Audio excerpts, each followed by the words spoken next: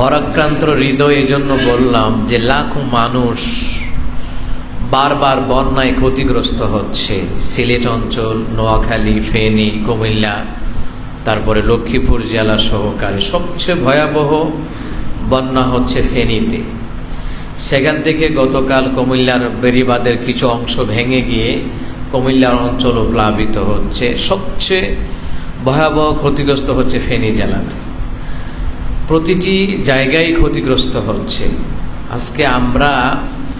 আজকে জুমার দিন, জুমার নামাজে অংশগ্রহণ করব হাজারো মানুষ, তারা তো আজকে জুমার নামাজে অংশগ্রহণ করতে পারবে না, এমনকি ওয়াক্তিয়া নামাজও তো পড়তে পারছে না। মসজিদ, ঘর বাড়ি, মাদ্রাসা সবগুলি ডুবে গেছে।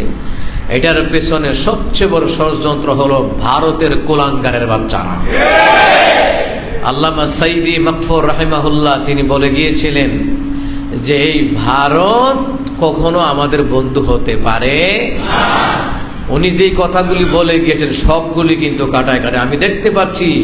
পূর্ব ভাগ্য আকাশে ঘোর কালো অন্ধকার নেমে আসছে। এই যে কথাগুলি, একজন মানুষ আল্লাহর ওলি না হইলে এমন কথা বলতে পারে না।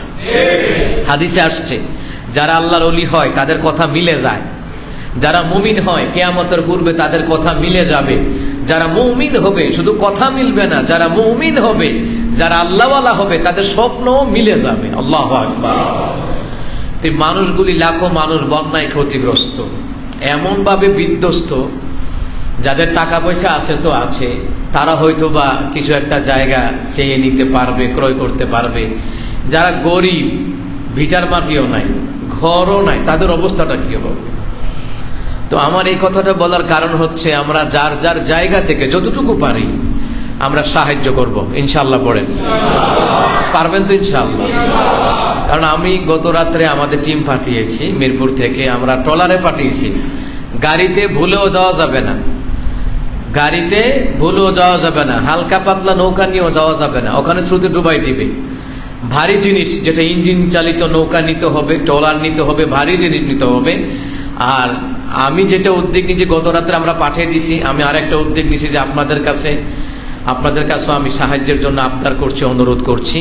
সেটা আমার মাধ্যমে আবার আগামীকাল সকালে আমরা এটা আবার নিয়ে যাবো ইনশাল্লাহ। ট্রলার দিয়ে, ট্রলার দেওয়া ছাড়া কিছুতেই দেওয়া যাবে না। আপনি বিকাশে অনেক প্রতারক আছে, সাবধান। বিশ্বস্ত লোক ছাড়া কাউকে 1 টাকা দিবেন না, কারণ প্রতারকের অভাব নাই।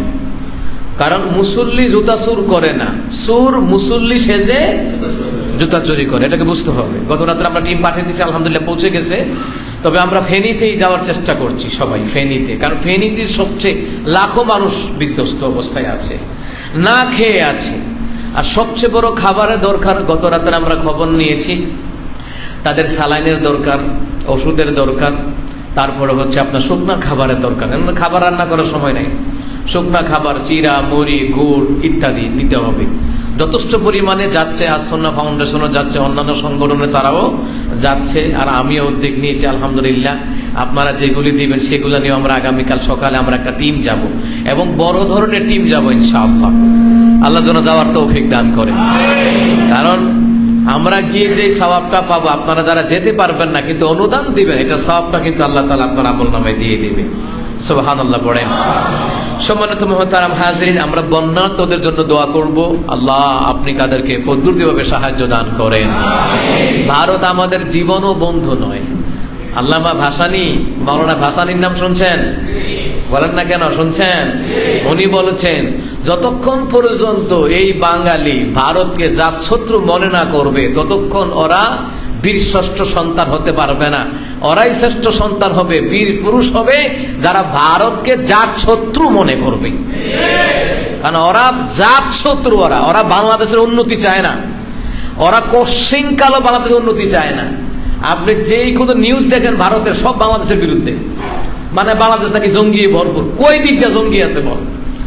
আর বাংলাদেশে কিছু হিন্দুদেরকে উস্কাইয়া দেয়, এই যে কিছু মন্দির ভাঙচুর হয়েছে, এই সেই সবগুলো মিথ্যা নাটক সাজানো। আচ্ছা, মুসলমানরা তোমাদেরকে যন্ত্রণা দেয়, আর তোমাদের দাদা বাবু যে পানি দিয়ে ডুবাইয়া মারে, এখন আন্দোলন কই? কথা কন না কেন? এখন আন্দোলন কোথায়? তোমাদের দাদা বাবুরা ডুবাইয়া মারতেছে।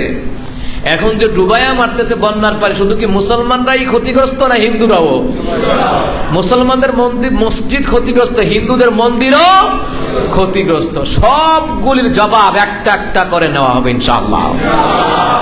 বাংলাদেশের ভিতরে কোটির উপরে প্রবাসী আছে এবং মিডিয়ার মাধ্যমে লেখালেখি হচ্ছে যে আমাদের এই দেশের জন্য বাঁধ নির্মাণ করতে হবে। ওরা করছে ৭,২৭৫ ফিট, আমরা প্রয়োজনে করব ২০,০০০ ফিট উপরে। প্রয়োজনে দেশের উন্নয়ন বাদ দিয়া আমরা গণহারে চাঁদা তুলব, প্রয়োজনে দরকার হয় ওই টাকা দিয়ে প্রবাসীদের, ওরাও বলছে যেটা টাকা দিবে, ওই টাকা দিয়ে বড় বড় বাঁধ নির্মাণ করতে হবে ২০,০০০ ফিট। কেন? যাতে করে ওরা যত পানি ছাড়ে ফিরা ওই পানি তাদের দিকে ঢেলে যাবে, তখন আর দাদা বাবুরা পানি ছাড়ার সাহস পাবে না। উদ্যোগ নিতে হবে তো, বাঁচলে দেশ উন্নয়ন করতে পারবো। আগে দেশকে বাঁচাইতে হবে। আগে কি করতে হবে? দেশ বাঁচাইতে হবে। আগে দেশ বাঁচান, তারপরে জাতি বাঁচবে।